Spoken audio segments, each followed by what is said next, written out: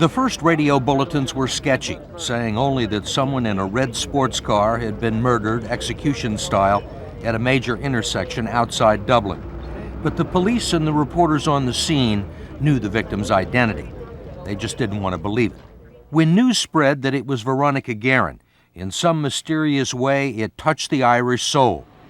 People left flowers and cards at government buildings, and at offices and factories around the country, there was a national moment of silence. Thousands of people attended the funeral, including the president and the prime minister, and the country wept when her 6-year-old son, Cathal, kissed his mother's casket in a final goodbye. Everybody read Veronica Guerin. Everybody throughout the length and breadth of Ireland who wanted to know what was happening went to the Veronica Guerin column because it was undiluted. Chris Finnegan is a retired narcotics detective who is one of Veronica Guerin's sources. Was there anything that set her apart from other reporters? Yes, I think there was. The way in which she came with the story.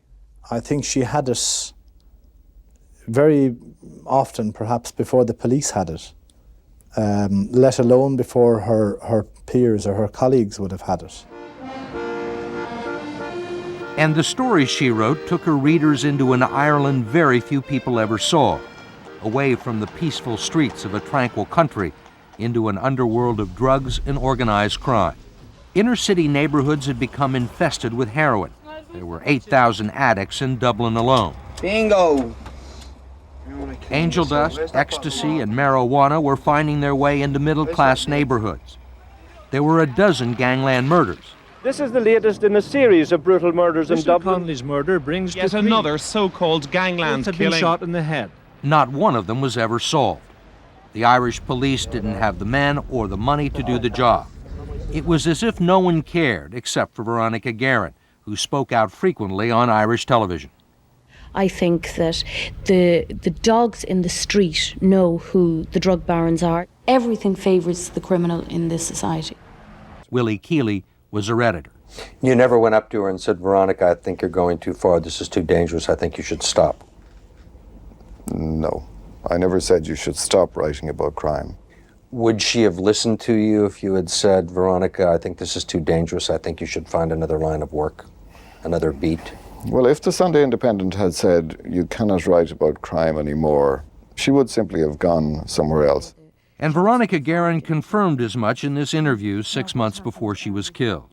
Before I ever got into investigating the criminal underworld in Dublin, if I said, okay, over the next 12, 18, 24 months, you are going to have shots fired into your house, be shot yourself, and be severely assaulted, and that your family are going to be threatened and intimidated.